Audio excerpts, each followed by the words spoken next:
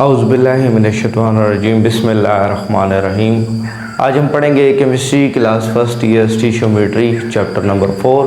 और इस चैप्टर का मज़ा ही नहीं आता जब आप इसके साथ साथ जो शॉर्ट क्वेश्चंस हैं और साथ साथ एक्सरसाइज के जो क्वेश्चंस हैं, क्योंकि ये थोड़ा सा मैथमेटिक टच रखने वाला चैप्टर है।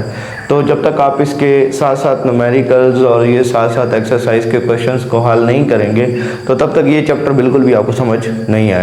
तो हम साथ साथ ही इस क्वेश्चंस के जितने भी न्यूमेरिकल्स हैं उनको जैसे जैसे टॉपिक पढ़ाएंगे तो वैसे वैसे ही आपके शॉर्ट क्वेश्चंस को भी साथ साथ हल करते जाएंगे।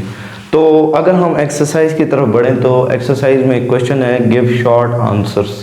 तो वो क्वेश्चन नंबर 2 है एक्सरसाइज का, उसको अगर हम देखें तो उसमें सबसे पहला जो क्वेश्चन है ना वो हमारे पास है कि 49 ग्राम ऑफ हमारे पास H2SO4 हो और H3PO4 हो, उसमें नंबर ऑफ मॉलिक्यूल्स तो सेम होते हैं लेकिन नंबर ऑफ एटम्स जो होते हैं वो डिफरेंट होते हैं। बड़ा इंपॉर्टेंट सवाल है और ये इस तरह के और कोई और आपको दे दिए जाएंगे ऐसे, मतलब कि और कोई आपको एग्जांपल्स दे दी जाएंगी, उसमें से ये सवाल पूछा जा सकता है।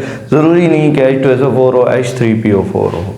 तो H2SO4 का जो मोलर मास होता है ना, इसका जो मोलर मास होता है, इसका मोलर मास होता है 98 ग्राम पर मोल और इसका भी मोलर मास क्या होता है 98 ग्राम पर मोल। तो 49 डिवाइडेड बाय 98 करते हैं तो हमारे पास कितने मोल आ जाते हैं 0.5 मोल, दोनों के 0.5 मोल आ जाते हैं। तो जब हम इस 0.5 मोल को मल्टीप्लाई करेंगे एवोगैड्रो नंबर के साथ तो हमारे पास इनके मॉलिक्यूल्स की भी अमाउंट कितनी आ जाएगी 3.01 मल्टीप्लाई बाय 10⁻23। ये चीज़ें इनकी सेम है, यानी number of molecules number of mole ये दोनों के लिए सेम है। दोनों का जो हमारे पास मास है मोलर मास वो भी सेम है और दोनों का ये 49 मास, तो फिर ये सेम ही हो जाता है। अच्छा, तो अब ये सवाल ये पूछ रहा है कि दोनों में नंबर ऑफ एटम्स, यानी कि दोनों में number of number of molecules को हम नंबर ऑफ पार्टिकल्स भी कहते हैं, नंबर ऑफ पार्टिकल्स। तो दोनों में नंबर ऑफ पार्टिकल्स सेम है और नंबर ऑफ एटम्स को हम नंबर ऑफ सब पार्टिकल्स भी कहते हैं, नंबर ऑफ सब पार्टिकल्स। तो नंबर ऑफ सब पार्टिकल यानी पार्टिकल्स के अंदर, यानी H2SO4 अगर मॉलिक्यूल है ना, H2SO4 सारा मॉलिक्यूल है तो इसमें ये जो हाइड्रोजन है, सल्फर है, ये ऑक्सीजन, ये इसके सब पार्टिकल्स हैं। ठीक हो गया। तो मॉलिक्यूल के अंदर सब पार्टिकल्स क्या होते हैं एटम्स होते हैं। तो ये एटम्स की तादाद पूछ रहा है कि एटम्स कितने होंगे। तो H2SO4 में आप गिने, एक मॉलिक्यूल में गिने तो एक मॉलिक्यूल में हमारे पास 2 एटम हैं हाइड्रोजन के, एक सल्फर का है, 4 ऑक्सीजन के, तो टोटल 7 एटम हो जाते हैं। 7 एटम है एक मॉलिक्यूल, ये हेप्टा एटॉमिक मॉलिक्यूल है जो। तो इस वजह से हम अगर इसका यानी कि मॉलिक्यूल गिने ना पूरे 49 ग्राम के अंदर के 49 ग्राम के अंदर कितने एटम्स होंगे, तो उसके लिए नंबर ऑफ मॉलिक्यूल से एटॉमिसिटी मल्टीप्लाई करेंगे और इसकी एटॉमिसिटी क्या है, इसकी एटॉमिसिटी है 7।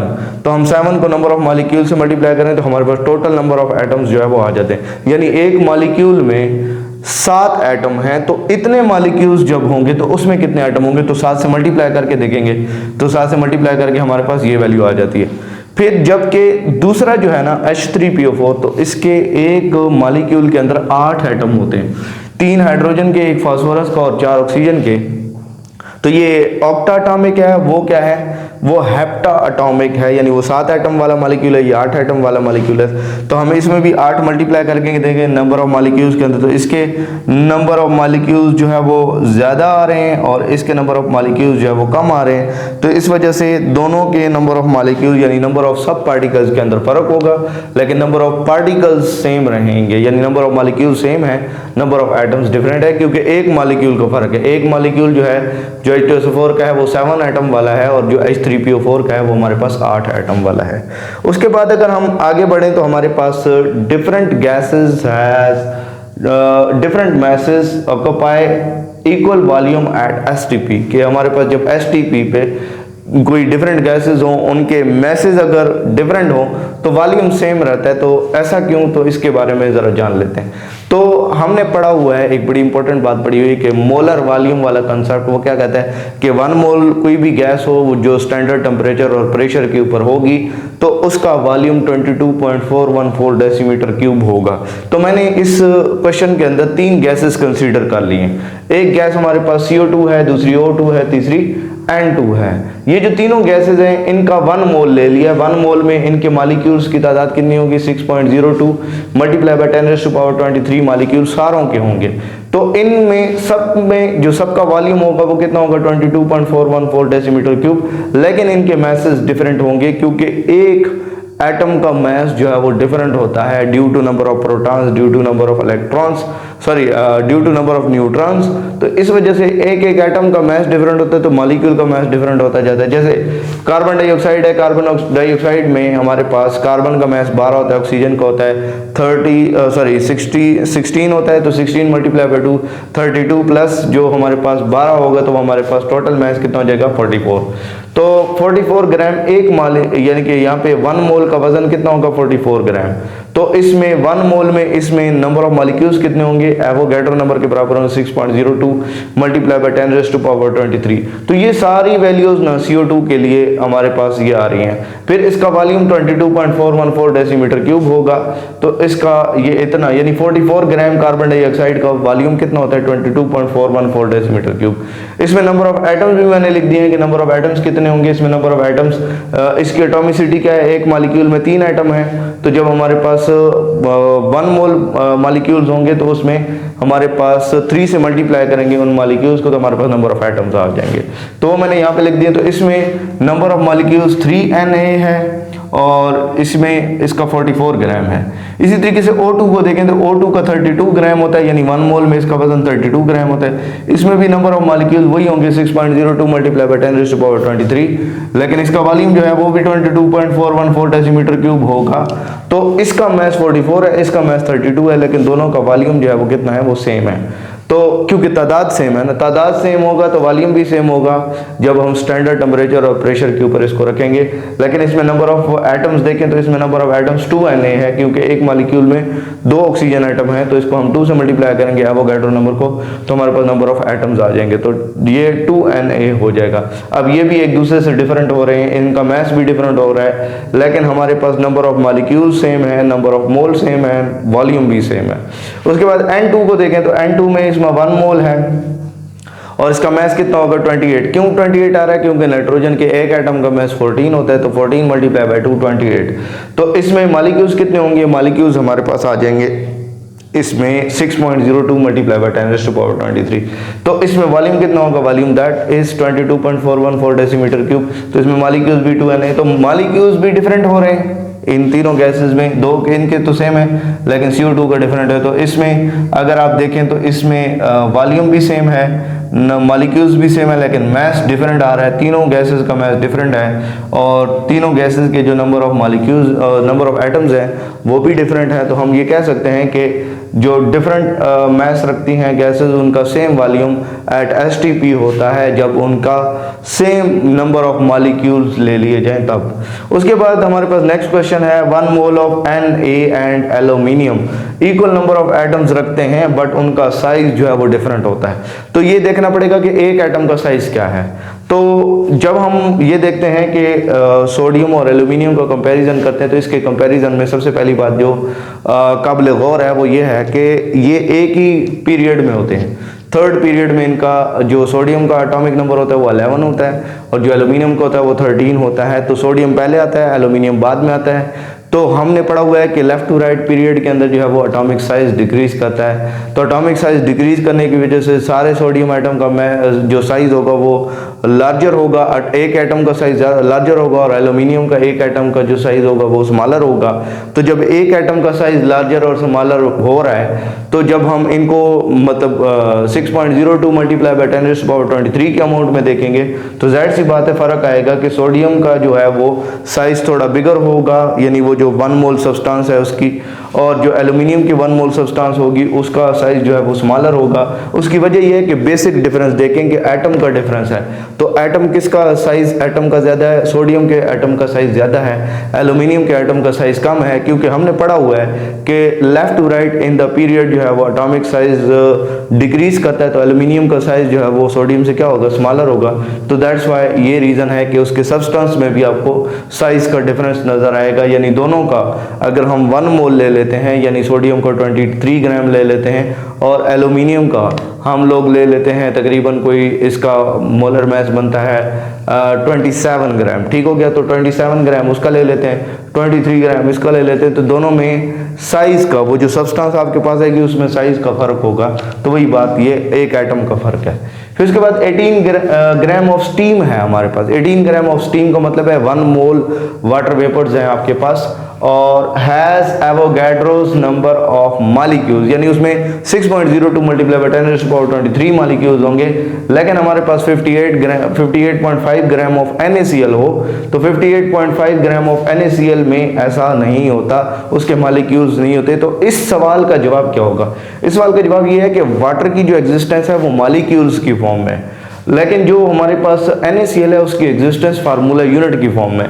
तो फार्मूला यूनिट मॉलिक्यूल नहीं होता, मॉलिक्यूल की एक अपनी आइडेंटिटी होती है, मॉलिक्यूल इंडिविजुअल यूनिट है, वो उसकी अपनी एग्जिस्टेंस है। वाटर मॉलिक्यूल्स जो है वो यानी कि सेपरेट है एक दूसरे से, एक मॉलिक्यूल दूसरे मॉलिक्यूल से सेपरेट है, लेकिन एक NaCl दूसरे NaCl से सेपरेट नहीं है, वो मॉलिक्यूल की फॉर्म में एग्जिस्ट नहीं करता। तो हम इस वजह से कहते हैं कि उसका 1 मोल में 6.02 मल्टीप्लाई बाय 10⁻23 मॉलिक्यूल्स होंगे, क्योंकि 18 ग्राम स्टीम का मतलब है 1 मोल स्टीम, और 1 मोल स्टीम में वाटर मॉलिक्यूल कितने होंगे? 6.02 मल्टीप्लाई बाय 10⁻23। लेकिन NaCl के अंदर हमारे पास जो NaCl है, NaCl में 58.5 ग्राम का मतलब 1 मोल NaCl है, लेकिन NaCl के 1 मोल फार्मूला यूनिट्स हैं, मॉलिक्यूल्स नहीं है।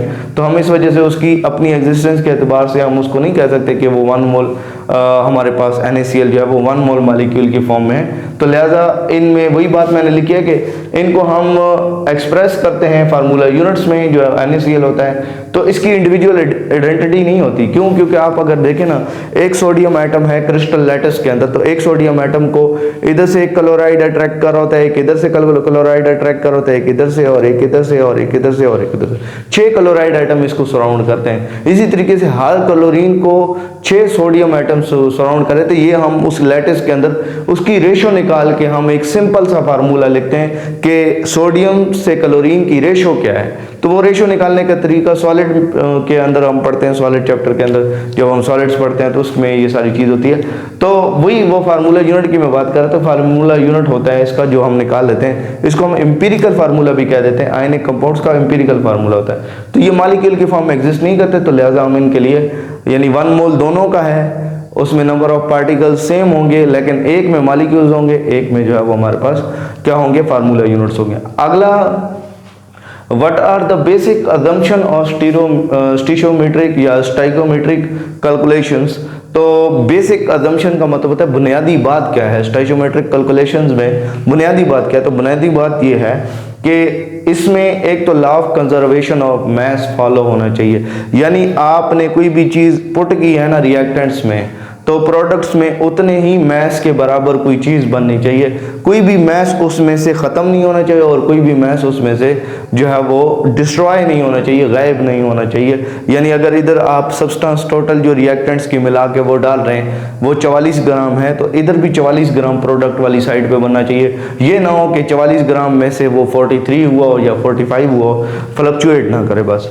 तो ये law of conservation of mass कहता है। लेकिन जब हम प्रैक्टिकली ये काम करते हैं तो प्रैक्टिकली जो है वो रिजल्ट्स कुछ और होते हैं। ये वो है रिजल्ट्स जब आप स्टीशियोमेट्रिक कैलकुलेशंस पेपर वर्क कर रहे होंगे, आप एस्टीमेट लगा रहे होंगे, तो एस्टीमेट के वक्त आपने ये चीज़ें फॉलो करनी है कि आपका मास जो है वो कम नहीं पड़ना चाहिए प्रोडक्ट साइड पे या रिएक्टेंट साइड पे, दोनों साइडों पे बैलेंस रहना चाहिए। फिर उसके बाद लॉ ऑफ डेफिनेट प्रोपोर्शंस है कि अब कोई प्रोपोर्शन के एतबार से एक यानी कि सब्सटेंस के अंदर एक रेशो है एलिमेंट्स की आपस आपस में, यानी कि उनके जो एटम्स हैं उनके आपस में एक रेशो है, तो वो रेशो वही रेशो के साथ उधर भी कंबाइन हो के, बेशक रेशो डिफरेंट हो जाए, लेकिन यह है कि कोई चीज़ कोई नई रेशो डिस्टर्ब ना हो रही हो कि इधर कोई चीज़ 1:2 रेशो के अंदर है, उधर आपने 2:4 कर दिया, तो ऐसा नहीं होगा। तो उसको बैलेंस तरीके से आपने लिखना है। स्टीशियोमेट्रिक, ये सारी बैलेंस केमिकल इक्वेशन की बात हो रही है। स्टीशियोमेट्रिक रेशोज आपने उनको मोल रेशोज, फॉर एग्जांपल इधर हम जैसे कार्बन डाइऑक्साइड को रिएक्ट करवाते हैं तो कार्बन डाइऑक्साइड में एक तरफ कार्बन की रेशो 1 होती है, यानी 1 मोल कार्बन का लेते हैं और हम 1 मोल ऑक्सीजन लेते हैं और हमारे पास 1 मोल कार्बन डाइऑक्साइड बनता है। तो इसमें आपने रेशो जो है वो डिस्टर्ब नहीं करनी। स्टीशियोमेट्रिक रेशोज में जो फिक्स रेशो है वही रेशो के एतबार से वो रिएक्ट करेगा, कोई नई रेशो जो है वो नहीं हम ऐड करेंगे। मोल रेशोज में जो ये कोफिशिएंट्स होते हैं, coefficients of balance chemical equation क्या होता है, ये जैसे हम लिखते हैं ना, फॉर एग्जांपल ये देखें CO2, या हम लोग फॉर एग्जांपल कोई और रिएक्शन लिख लेते हैं, जैसे हम H2 प्लस O2 को रिएक्ट करवाते हैं तो यहाँ पे इसको बैलेंस करने के लिए 2 लिखते हैं और यहाँ पे 2H2O हमारे पास बनता है। तो इस 2 को हम क्या कहते हैं, इसको हम कहते हैं रिएक्शन कोफिशिएंट। तो ये रिएक्शन कोफिशिएंट किसको रिप्रेजेंट करता है, मोल को रिप्रेजेंट करता है, यानी 2 मोल हाइड्रोजन है तो 1 मोल ऑक्सीजन के साथ वो रिएक्ट करके 2 मोल ऑफ वाटर बना रहे हैं। तो ये वही कह रहा है कि ये आपने मोल में लेने हैं, यहाँ पे कोई और मतलब नहीं होगा इसका मतलब होगा 2 मोल ऑफ हाइड्रोजन मॉलिक्यूल्स जो है वो 1 मोल ऑफ ऑक्सीजन मॉलिक्यूल के साथ रिएक्ट करके 2 मोल ऑफ वाटर जो है वो बना रहे हैं। तो ये इसकी बेसिक अजम्पशंस हैं जो मैंने इसके अंदर लिख दी हैं। उसके बाद अगर हम क्वेश्चन नंबर 3 के ऊपर आ जाएं तो क्वेश्चन नंबर 3 के अंदर न्यूमेरिकल टाइप क्वेश्चंस हैं, छोटे छोटे न्यूमेरिकल्स हैं और इन छोटे छोटे न्यूमेरिकल्स को हमने इनके अंदर जो भी क्वेश्चन पूछा गया है उस क्वेश्चन को हम सॉल्व करेंगे। कुछ कैलकुलेशंस हैं वो हमने करनी है। सबसे पहला जो क्वेश्चन है वो हमारे पास है कि हमने 0.74 मोल है हमारे पास KMnO4 का, उसका मैस मालूम करना है ग्राम के अंदर। तो इंतहाई आसान क्वेश्चन है, मोल से मैस में जाना। तो हम क्या करेंगे, हमारे पास सबसे पहले इसका मोलर मैस कितना होगा, वो 158 ग्राम पर मोल होगा। तो हम क्या करेंगे कि मोल को सिंपली मोलर मैस से मल्टीप्लाई करेंगे तो हमारे पास मैस आ जाएगा जो कि 116.92 जो है वो हमारे पास मैस आ जाता है। ये हमारे पास KMnO4 का मैस होगा। फिर उसके बाद हम लोग mole of oxygen atoms in 9.22 gram of magnesium nitrate. Magnesium nitrate के अंदर ऑक्सीजन एटम्स के मोल जो है वो मालूम करना है। इसके लिए क्या होता है, इसके लिए आप सबसे पहले जो आपको गिवन सब्सटेंस जो उसका मैस दिया हुआ है उससे पहले आप मोल निकालते हैं, फिर मोल से एटॉमिसिटी मल्टीप्लाई कर देते हैं उस एटम की, उस जो एटम उस सब्सटेंस के अंदर होता है उसकी एटॉमिसिटी मल्टीप्लाई करते हैं। तो मैं आपको समझाता हूँ कैसे। इसका सबसे पहले मोलर मैस मालूम कर लें, इसका मैस मालूम कर लें, वो हमने कर लिया। फिर उसके बाद हमने इसमें सबसे पहले मोल मालूम कर लेने हैं। मोल मालूम कर लिए, वो कैसे मालूम करेंगे, ये मैस दिया हुआ है, ये मोलर मैस से डिवाइड करेंगे तो आपके पास मोल आ जाएंगे। फिर ये जो मोल होंगे इसमें ऑक्सीजन एटम के मोल कैसे निकालेंगे।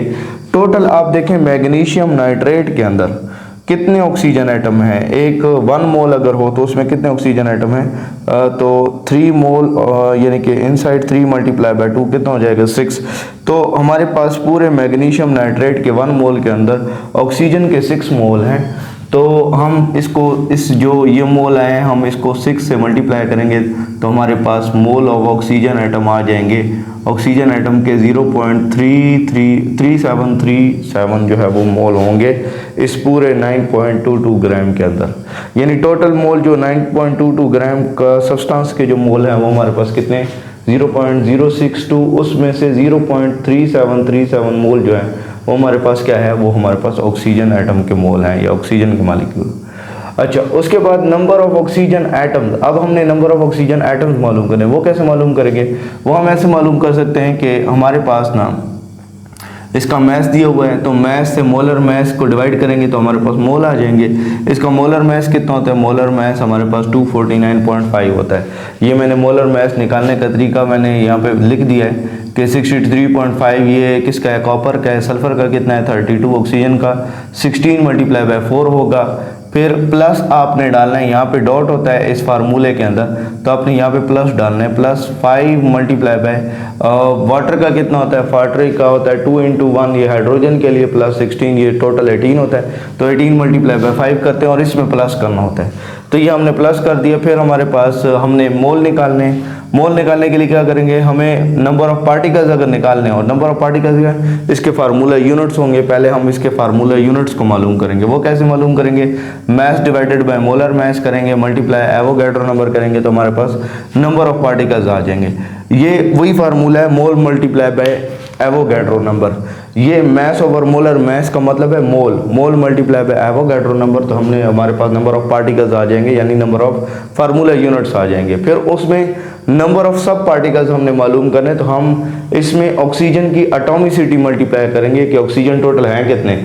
यहाँ पे 5 ऑक्सीजन है, यहाँ पे 4 ऑक्सीजन है, तो वो हम इसमें मल्टीप्लाई करेंगे, टोटल 9 है, तो हम इसे मल्टीप्लाई करेंगे तो हमारे पास जवाब आ जाएगा।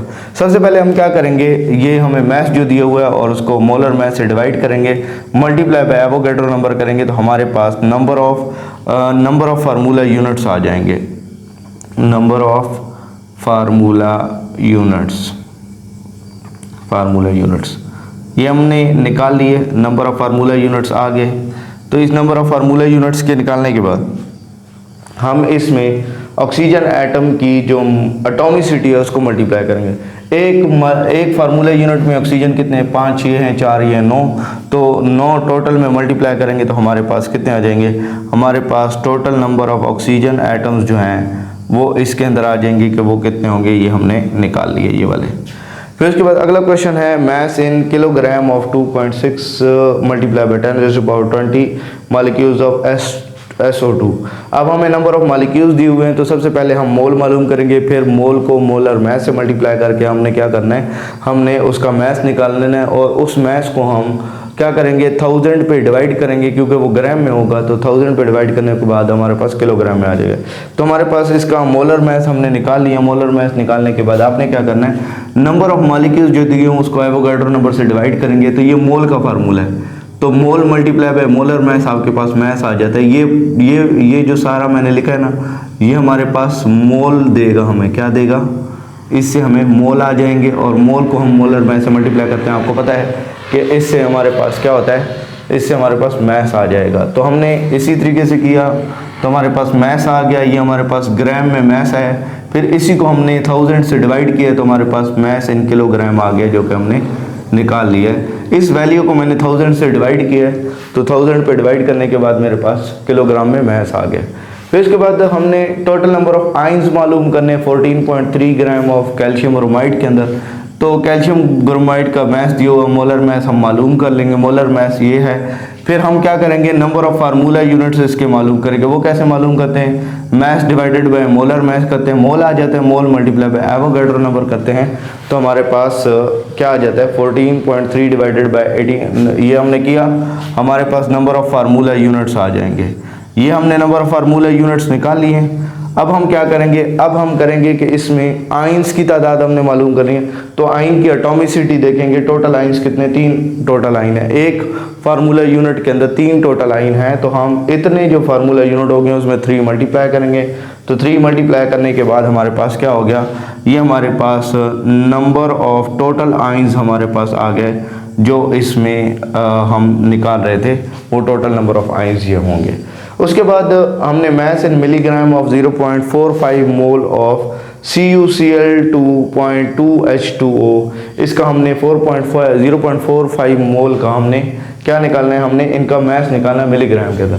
सिंपल आप इसका मोलर मास निकाले तो हम मोल मल्टीप्लाई बाय मोलर मास करेंगे, मास आ जाएगा। मास को हम, क्योंकि हमें पता है 1 ग्राम के अंदर 1000 मिलीग्राम होते हैं, तो हमने मिलीग्राम में इसको कन्वर्ट करना है, तो इसमें हम इसको मल्टीप्लाई करेंगे 1000 से, तो हमारे पास ये ग्राम है, तो इसको 1000 से मल्टीप्लाई करेंगे तो हमारे पास मिलीग्राम्स आ जाएंगे। क्योंकि हमें पता है 1 ग्राम के अंदर 1000 मिलीग्राम होते हैं, तो हम यानी कि मिलीग्राम के लिए क्या करेंगे, 1000 से मल्टीप्लाई करेंगे तो हमारे पास मिलीग्राम्स आ जाएंगे। फिर उसके बाद हमारे पास mass in grams of 2.78 multiply by 10⁻11 है, तो इसको हम क्या करेंगे, इसके मॉलिक्यूल्स हैं हमारे पास, तो हमने इसका मास मालूम करना है। तो सिंपल मॉलिक्यूल्स को हमने डिवाइड करना होता है एवोगैड्रो नंबर के साथ, तो हमें मोल आ जाते हैं। मोल को मोलर मास से मल्टीप्लाई करना होता है तो हमारे पास मास आ जाता है। तो हमने इसका मास जो है वो यहाँ पे निकाल लिया, ये मास इतना होगा, ठीक हो गया, ये इतना मास होगा। उसके बाद हमारे पास volume of SO2 at STP 4.8 multiply by 10⁻23 molecules हैं SO2 के। तो इसके हमने क्या मालूम करने हैं, हमने इसकी वॉल्यूम मालूम करना है, वॉल्यूम एट STP। तो आपको पता है 1 मोल का वॉल्यूम 22.414 डेसीमीटर क्यूब होता है। तो हम वो अगर मोल जितने भी हों हमारे पास तो उससे मल्टीप्लाई करते हैं जब वॉल्यूम को 22.414 डेसीमीटर क्यूब को, तो हमारे पास जो है वो वॉल्यूम आ जाता है। तो यहाँ पे क्या करेंगे, ये मोल मालूम करेंगे, यानी मोल कैसे मालूम करेंगे, इसके मॉलिक्यूल्स दिए हुए हैं, एवोगैड्रो नंबर पे डिवाइड करेंगे, मोल आ जाएंगे। मोल मल्टीप्लाई बाय हमारे पास वॉल्यूम करेंगे तो हमारे पास क्या आ जाएगा, ये वॉल्यूम आ गया। हमने ये इस वैल्यू से, इस वैल्यू को हल करने से हमारे पास मोल आ जाएंगे। वही मोल जो है हम डायरेक्ट अगर यहाँ पे उससे मल्टीप्लाई कर दें वॉल्यूम के साथ, तो वॉल्यूम के साथ हमारे पास क्या आ जाएगा, ये टोटल वॉल्यूम जो है वो हमारे पास आ गया। इस तरीके से। उसके बाद हमारे पास जो क्वेश्चन है उसमें मैथ्स इन ग्राम्स जो है वो पूछा गया है, और हमें आइंस की, सिर्फ एक किस्म के आइंस की जिनका नाम है नाइट्रेट आइंस, उनकी तादाद बताई गई है, और वो है 2 × 10⁻21। ये कंफ्यूजिंग क्वेश्चन है और आपने इसमें जो है वो बिल्कुल कंफ्यूज नहीं होना है। कंफ्यूजिंग क्वेश्चन लेकिन कंफ्यूज नहीं होना। कैसे बोला, आइंस ऑफ नाइट्रेट हमें बता दिए गए हैं। एटॉमिसिटी, पहले आप देखें कि इसमें इसकी एटॉमिसिटी क्या है। यहाँ पे हमारे पास जो फार्मूला लगता है ना, वो ये लगता है कि हमारे पास नंबर ऑफ़ फार्मूला यूनिट्स होंगे, ठीक है। और नंबर ऑफ़ फार्मूला यूनिट्स कैसे निकालेंगे, वैसे हमारे पास जो फार्मूला होता है ना, वो इसमें फार्मूला लगता है ये वाला, नंबर ऑफ आइंस, ठीक है, number of ions multiply by is equal to number of formula units multiply by atomicity. ये वाला फार्मूला लगता है, ठीक है। ये वैसे सिंपल फार्मूला है। अब हमने नंबर ऑफ फार्मूला यूनिट्स मालूम करने थे, तो हमने एटॉमिसिटी को क्या कर दिया, यहाँ पे डिवाइड कर दिया। तो एटॉमिसिटी को यहाँ पे डिवाइड करने के बाद हमारे पास नंबर ऑफ फार्मूला यूनिट्स आ गया। तो नंबर ऑफ फार्मूला यूनिट्स निकालने के लिए हम क्या करेंगे, हम एटॉमिसिटी से डिवाइड करेंगे। यहाँ पे मोलर मैस ये कैजुअल है, ये हर एक चीज़ में मोलर मैस आपने मालूम करना है। और फिर उसके बाद ना नंबर ऑफ नाइट्रेट आइंस हमें दिए हुए हैं, आपने क्या करना है, एटॉमिसिटी से डिवाइड किया, ये हमारे पास नंबर ऑफ फार्मूला यूनिट्स ये हमारे पास आ गए। अब नंबर ऑफ फार्मूला यूनिट्स को डिवाइड करेंगे हम एवोगैड्रो नंबर के साथ, ये एवोगैड्रो नंबर के साथ डिवाइड किया, इससे हमारे पास मोल आ जाएंगे। इस वैल्यू से हमारे पास मोल आ जाएंगे। फिर हम मोलर मैस से मल्टीप्लाई करेंगे तो ये हमारे पास मैस आ गया। इंतहाई सिंपल। इससे कंफ्यूज नहीं होना कि सिर्फ नाइट्रेट आइंस की जो है वो दिया हुआ, कोई भी आइंस दे दिए जाए तो आइंस से तो आप निकाल सकते हैं, आप एटम से भी निकाल सकते हैं। एटम्स में भी क्या होगा कि नंबर ऑफ एटम्स दिए होंगे, नंबर ऑफ फार्मूला यूनिट्स यानी नंबर ऑफ एटम्स मालूम करने का फार्मूला भी यही है, एटॉमिसिटी से मल्टीप्लाई करना नंबर ऑफ मॉलिक्यूल्स को। तो अब क्या करेंगे, नंबर ऑफ मॉलिक्यूल्स मालूम करने के लिए क्या करेंगे, एटॉमिसिटी डिवाइड करेंगे नंबर ऑफ एटम्स के नीचे, तो ये एटॉमिसिटी से डिवाइड कर देंगे तो हमारे पास नंबर ऑफ मॉलिक्यूल्स आ जाएंगे। नंबर ऑफ मॉलिक्यूल्स को एवोगैड्रो नंबर से डिवाइड करेंगे तो फिर आपके पास क्या आ जाएगा, फिर आपके पास मोल आ जाएंगे। मोल को मल्टीप्लाई करेंगे हमारे पास मोलर मैस से, तो मोलर मैस से आपके पास मैस आ जाएगा। तो सिंपल है, कोई ऐसी मुश्किल वाली बात नहीं है। फिर उसके बाद ड्राई आइस के अंदर कोवलेंट बॉन्ड्स हमने मालूम करें, कितने कोवलेंट बॉन्ड, उसका 22 ग्राम है। ड्राई आइस पहले पता लगा लें, ड्राई आइस होती क्या है, CO2 जब -78 डिग्री सेल्सियस 78.5 डिग्री सेल्सियस से नीचे टेम्परेचर लेके जाते हैं तो कार्बन डाइऑक्साइड सॉलिड क्यूब्स में कन्वर्ट हो जाती है, इसको ड्राई आइस कहते हैं। इसका हमें 22 ग्राम दिए हुए हैं, इसका मोलर मैस हमने मालूम कर लिया है। और इसमें कोवलेंट बॉन्ड, अब आपने समझना है कि कोवलेंट बॉन्ड, इसमें डबल कोवलेंट बॉन्ड है, तो 2 डबल कोवलेंट बॉन्ड है पर मॉलिक्यूल, 2 डबल कोवलेंट बॉन्ड है। तो ये हमने इसकी एटॉमिसिटी मालूम कर ली है, एटॉमिसिटी, ठीक है। अब हम क्या करेंगे, अब हम सिंपल फार्मूला लगाएंगे। सबसे पहले हम मोल मालूम कर लेंगे, मोल हमारे पास आ गए।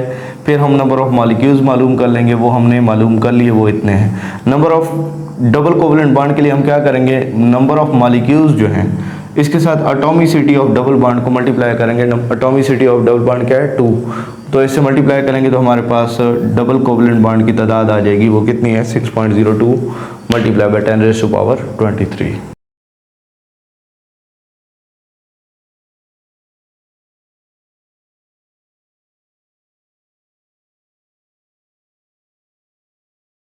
अगर आप इस चैनल पे नए आए हैं तो इस चैनल को सब्सक्राइब करें, वीडियो को लाइक करें, शेयर करें, कमेंट करें, अपने क्वेश्चंस कमेंट में लिखें। जो भी आपका क्वेश्चन है तो वो आप कमेंट में लिख के पूछ सकते हैं। Thank you so much.